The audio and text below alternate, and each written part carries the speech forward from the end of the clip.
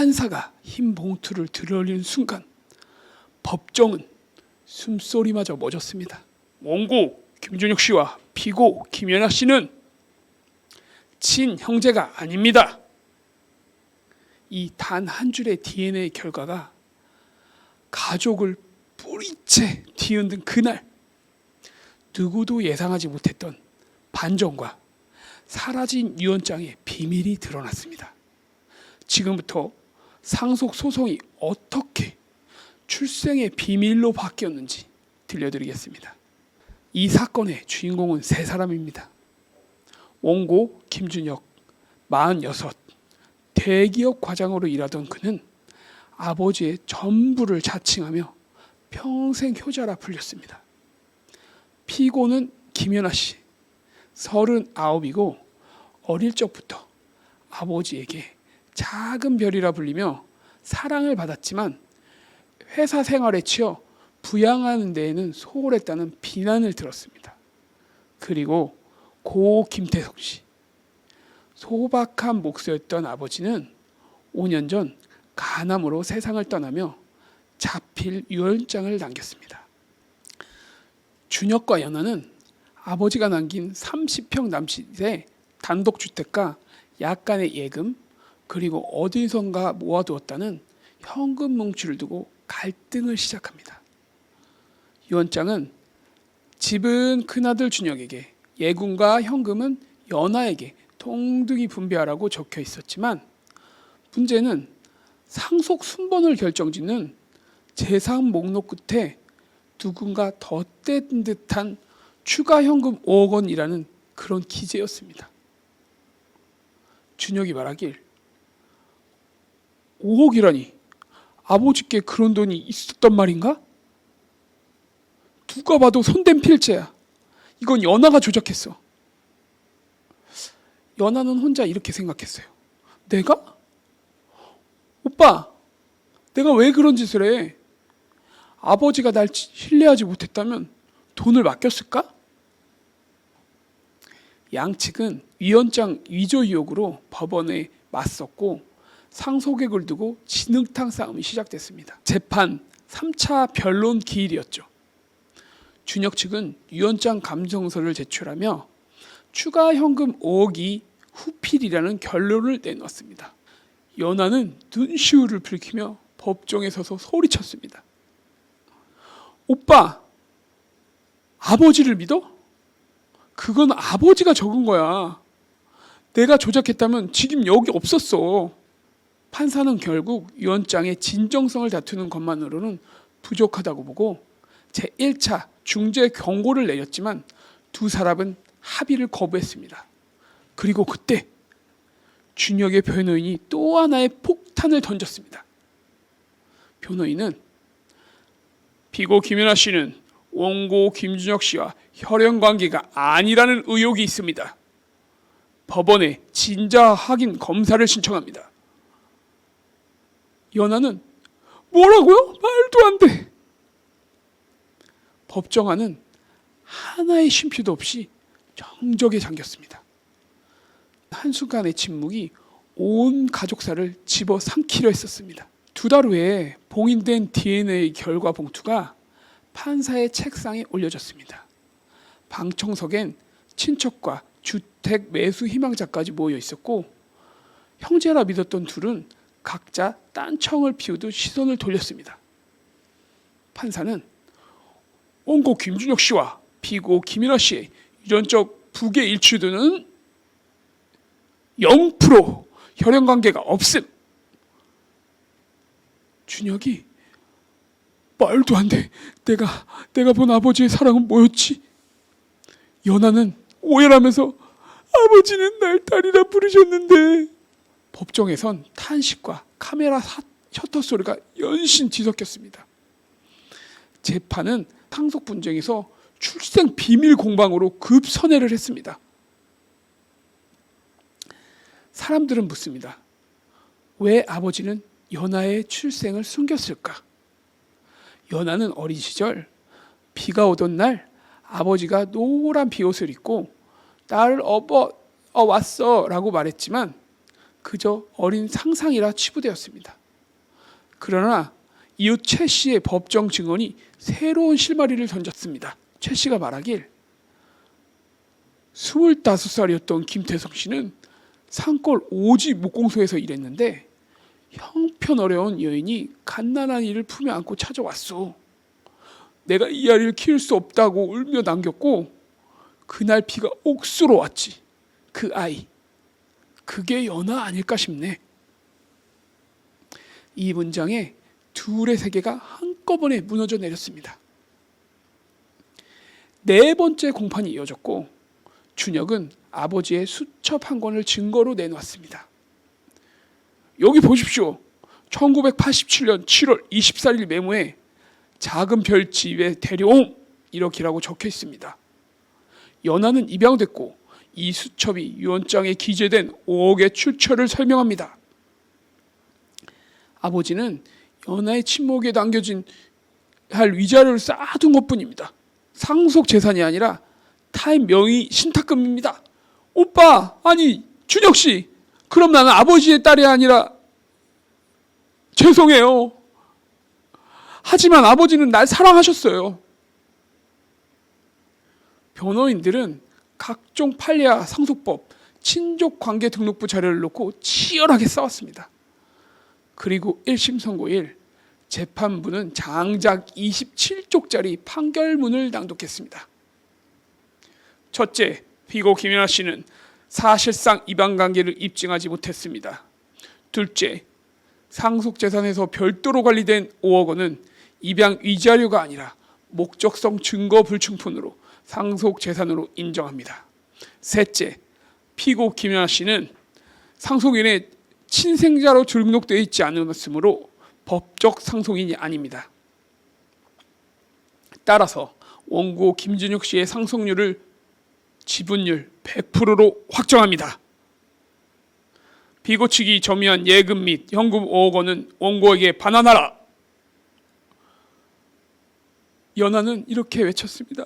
아버지.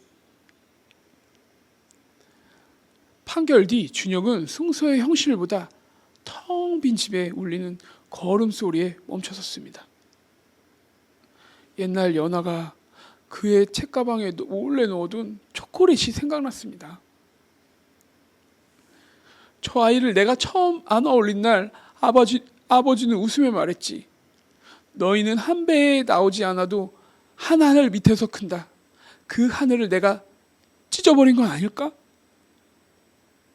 그 밤 준혁은 연하의 집 문 현관문 앞에 돈가방과 짧은 편지를 들고 돌아섰습니다.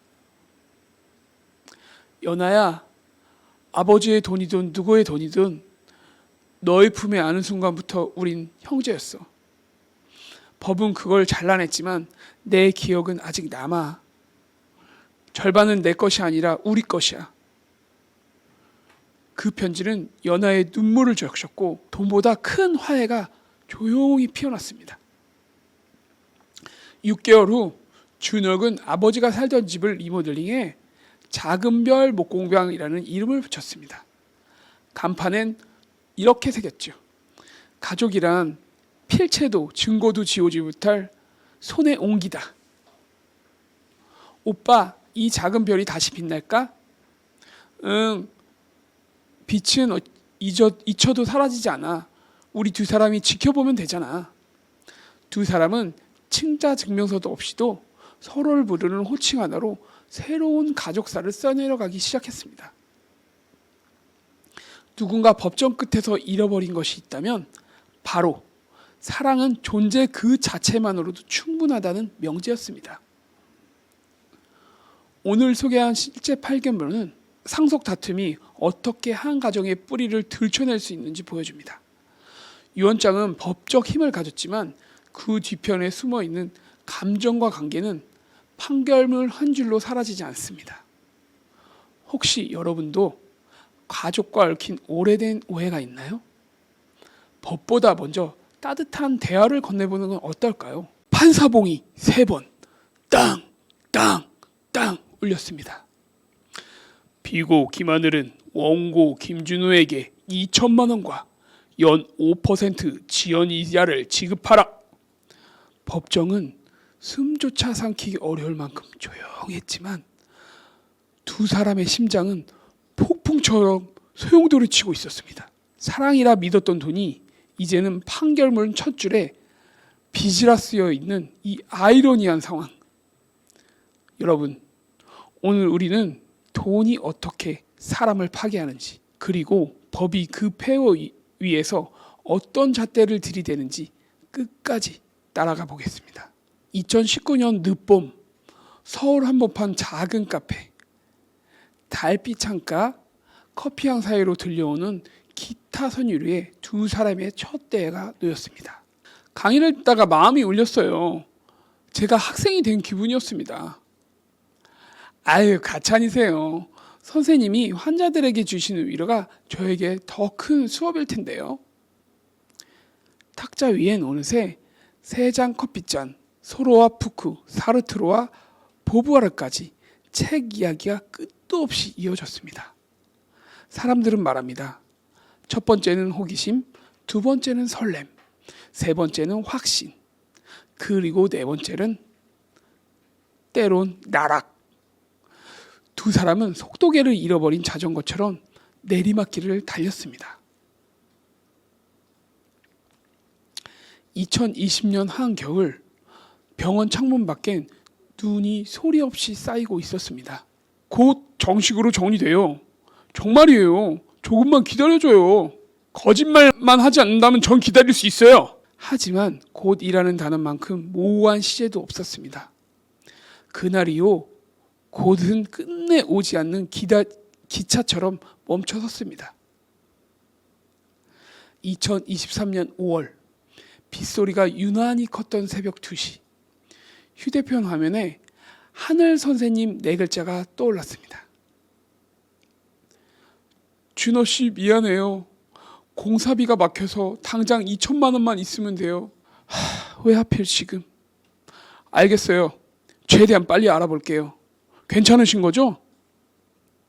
새벽 2시에 전화는 대개 이별, 사고 혹은 돈입니다. 준호는 이것을 사랑이라 믿고 싶었습니다. 우리 둘 다 편하라고 쓰는 거예요. 선생님께도 안전장치가 되니까요. 고마워요. 반드시 갚을게요.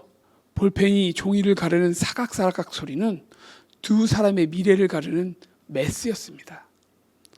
차용금 2천만 원, 변제 기일 2024년 10월 30일, 이자 연 5%, 채무자 김하늘, 서명.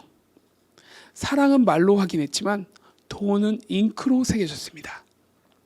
그로부터 반년 뒤 준호의 눈앞에 뜬 한 줄 텍스트가 모든 걸 무너뜨렸습니다. 배우자 정이현, 혼인관계 증명서 연락 결과였습니다. 아직 이혼 안 하셨네요? 왜 거짓말 하신 거예요? 정말 절차가 길었어요.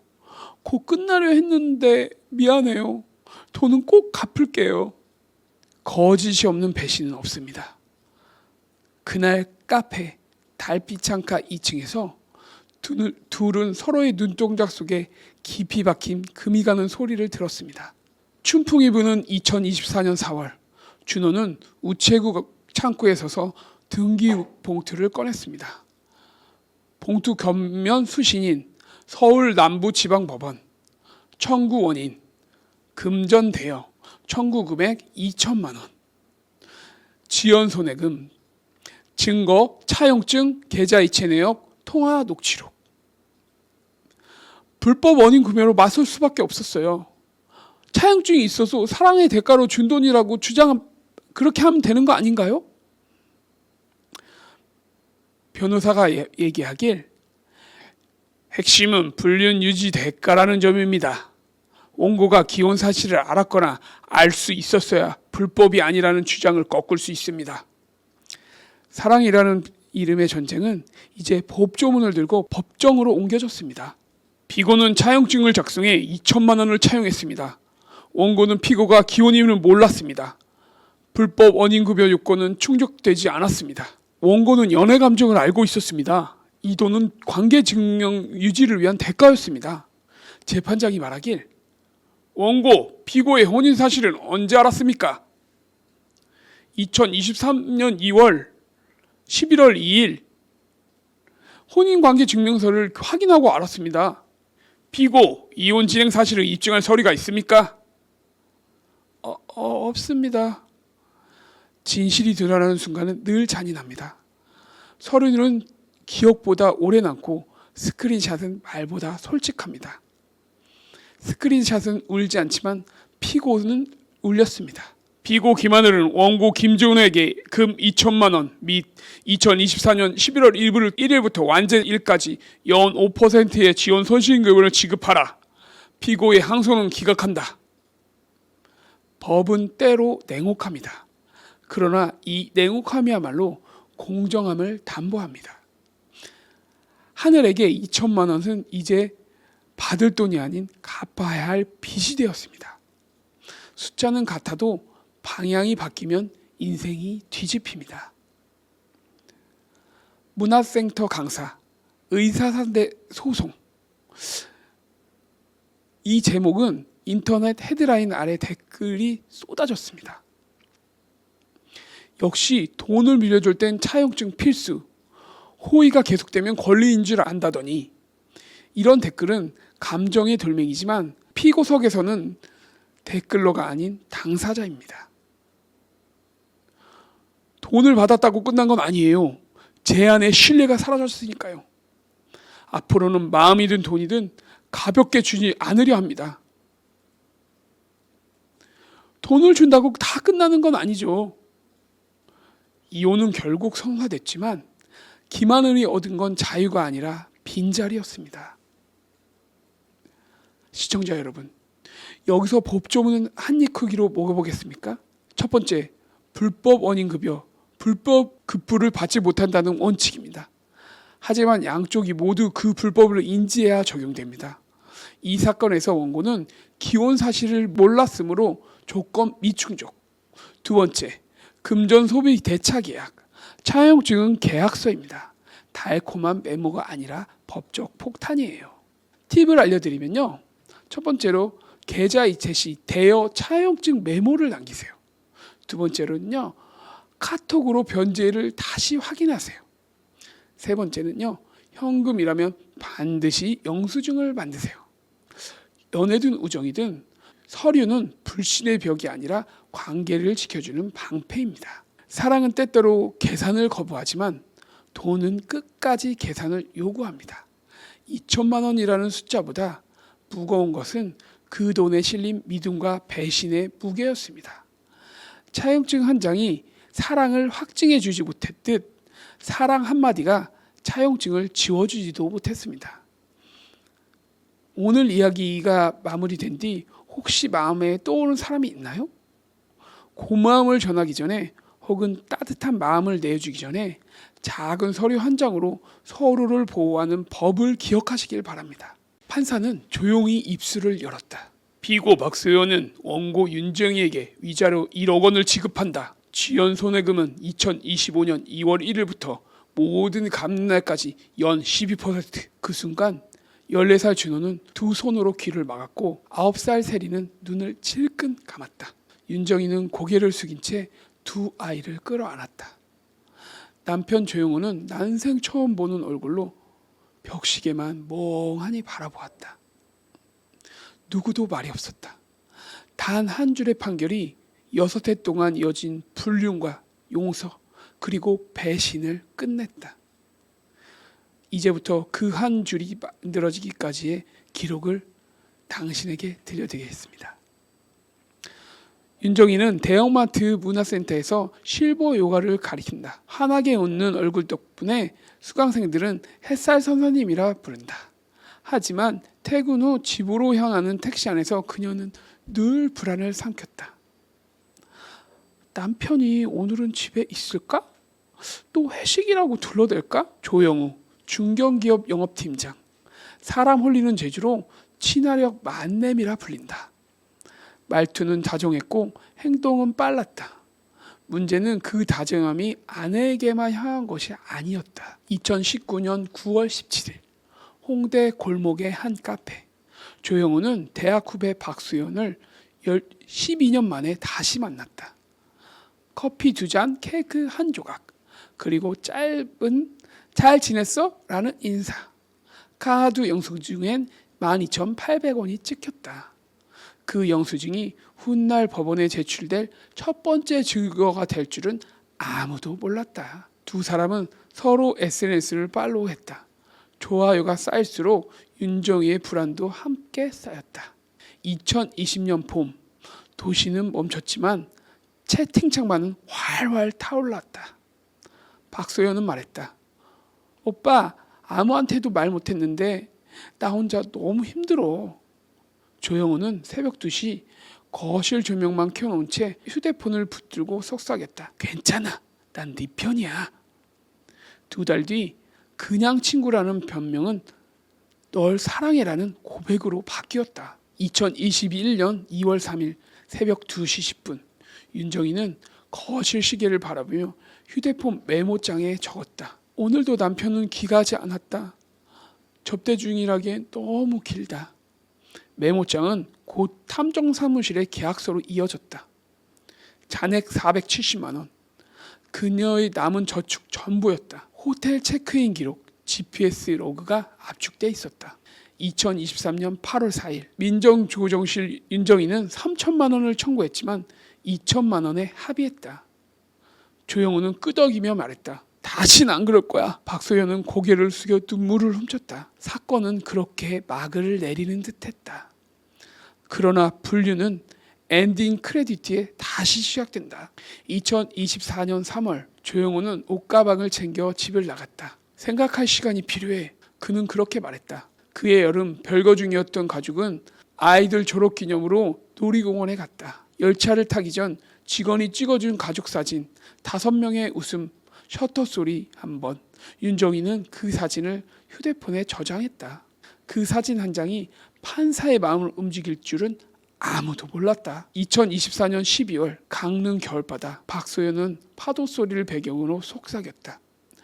올해는 함께 보내자. 더는 숨어 있고 싶지 않아. 사진 속 흐릿한 바다. 그러나 조영호의 손목시계 브랜드는 선명했다. 윤정이는 SNS에 뜬 그 사진을 확대했고 찍힌 시간 기록을 확인했다. 사설 탐정이 다시 호출됐다. 2025년 2월 3일 사건 번호 2025 가단 50127. 윤정이는 법원 민원 창구에 서류를 제출했다. 합의는 없습니다. 1억 원을 청구합니다. 직원들은 놀란 눈으로 물었다. 아니 같은 상대에게 2번째 배상 청구 맞으세요? 윤정이는 단호하게 고개를 끄덕였다. 6월 10일 2번째 변론기일 재판장은 14살 준호에게 물었다. 아버지 어머니가 함께한 마지막 기억이 언제니? 준호는 마른 침을 삼켰다. 지난 여름 놀이공원에서 사진을 찍을 때예요. 그때는 진짜 가족 같았어요. 그 말이 끝나자 세린이 울음을 터뜨렸다. 윤정이는 2 아이를 안아 달랬다. 변호인은 USB를 꺼냈다. 녹취 파일 제목은 2025년 1월 15일이었다. 조영호의 목소리가 흘러나왔다. 나 아직 결혼 안 끝났어. 하지만 소연, 너를 놓치고 싶지 않아. 박소연의 목소리가 이어졌다. 둘 다 가질 수는 없어. 방청객에서 한숨이 쏟아졌다. 재판이 끝난 뒤 판사는 기록을 정리하며 메모를 남겼다. 별거는 파탄 아닌. 가족 사진은 화해의 의지. 반복 계기는 가증. 피해 최대치 아이들. 2025년 6월 25일 오후 3시 208호 법정. 비고 박수연은 원고 윤정희에게 위자료 1억 원을 지급하라. 지원 손해금은 2025년 2월 1일부터 완제일까지 연 12%. 방청석엔 숨조차 길게 머물렀다. 윤정희는 아이들 손을 잡고 조용히 고개를 숙였다. 조영호는 2 눈을 감고 미동도 없었다. 윤정희는 기자에게 짧게 말했다. 아이들 교육적 걸음으로 넣을 거예요. 다시는 돈 때문에 눈물을 흘리지 않도록. 조영호는 회사를 그만두고 환경 NGO 단체에 입사했다. 남은 건 빚뿐이지만 그래도 누군가에게 도움이 되고 싶어서요. 박소연은 자신의 신작 그림에 심해라는 제목을 붙였다. 빛이 없는 곳에서도 파도는 끊임없이 움직여요. 제 속죄예요. 여기서 궁금증 하나. 같은 상대에게 2번 위자료를 청구할 수 있을까? 정답은 가능하다. 불륜이 합의 이후에 다시 발생했다면 반복된 독립적 불륜 행위로 본다. 또 하나, 별거 중이면 이미 파탄이니 위자료 감액 아닌가? 아니다. 단순 별거는 혼인관계의 파탄의 결정적 증거가 아니다. 이 판단은 대법원 판례가 나와 있습니다. 거기서 특히 결정적인 건 놀이공원 가족 사진이 결정적이었다. 준호는 일기장에 썼다. 솔직히 아빠가 보고 싶다. 하지만 엄마를 울리면 안 된다. 세리는 그림 일기에 그렸다. 4사람이 식탁에 둘러앉아 밥을 먹는 장면. 그 가운데엔 우리 가족 다시 함께 라는 글씨가 적혀 있었다. 게시판에는 댓글이 쏟아졌다. 별거 중이면 깨진 거 아니었어? 가족 사진 한 장이 판결을 뒤집다니. 2번 눈 감아주면 3번째는 없다. 여기까지 들으신 여러분, 만약 여러분의 삶에 이런 일이 벌어진다면 한 번 잘못을, 아니 2번의 잘못을 용서할 수 있겠습니까? 위자료는 돈으로 환산할 수 있습니다. 그러나 깨어진 신뢰와 아이들의 눈물은 무엇으로도 환산할 수 없습니다. 댓글에 여러분의 생각을 남겨주세요. 그리고 혹시 지금 관계가 위태롭다면 오늘 단 1분만 투자해서 괜찮아 라고 먼저 물어보면 어떨까요? 피고인 박서린 무기징역을 선고한다. 재판장이 마지막 문장을 읽는 순간 반청석 맨 앞줄에서 20살의 딸 정하늘이 주저앉아 울었습니다. 3달 전 그녀는 아빠가 숨이 멎었어요 라고 119에 절규했죠.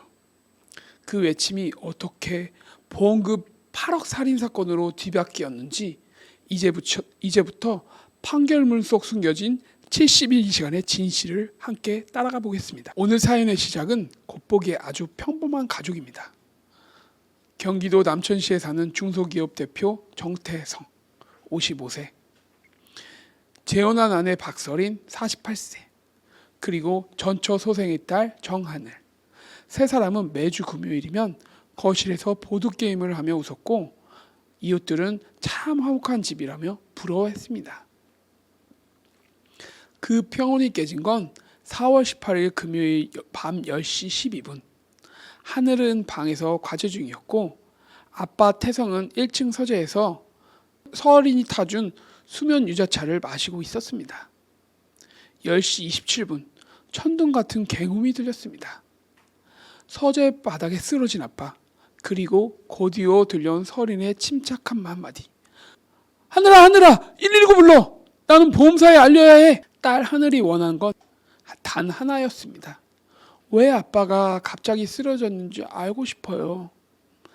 아빠를 떠나보이기까지 단 11일. 부검 결과 부정맥으로 인한 급성 심정지, 외인성 독극물 반응 없음. 하지만 장례 이틀 뒤 하늘은 아빠의 휴대폰에서 보험금 수령 지연 시 위약금이라는 메모를 발견합니다. 보험금? 위약금? 게다가 보험금 수익자는 모두 계모 서린. 하늘의 의심이 시작된 순간입니다. 20살 대학 새내기가 혼자 보험약관을 뒤져야 했습니다. 하늘은 평소 사이가 좋던 담임교사에게 도움을 청했고 교사는 익명재배 형식으로 경찰에 문의합니다. 그러나 사건은 이미 자연사로 종결된 터 경찰은 움직이지 않았습니다. 그때 하늘의 휴대폰으로 알 수 없는 문자 한 통이 도착합니다. 너까지 파면 다친다. 아빠처럼. 발신인은 표현되지 않았고 그날 밤 하늘은 처음으로 계모의 눈빛이 낯설게 느껴졌다고 합니다. 교사의 조언으로 하늘은 국가수에 재검시료 보존 요청을 넣고 아빠의 스마트워치 심박 데이터, 집 CCTV 백업 파일, 심지어 음식물 쓰레기 봉투까지 모았습니다. 서리는 얘가 충격으로 정신이 나갔다. 이웃들에게 눈물을 흘렸지만 밤마다 몰래 PC를 켜고 주식 계좌를 정리했습니다. 그 금액 3억 7천만 원. 사채이자 상환액과 정확히 일치했습니다. 결정적 단서는 5월 6일에 나옵니다.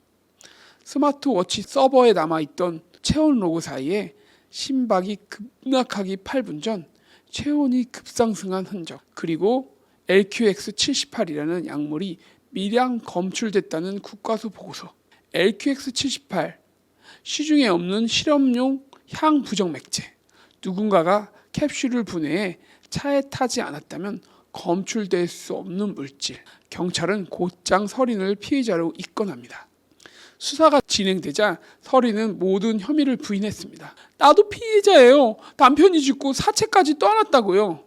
하지만 그녀의 휴대폰에서 삽제업자 오 대표와 나눈 메시지가 복구가 됩니다.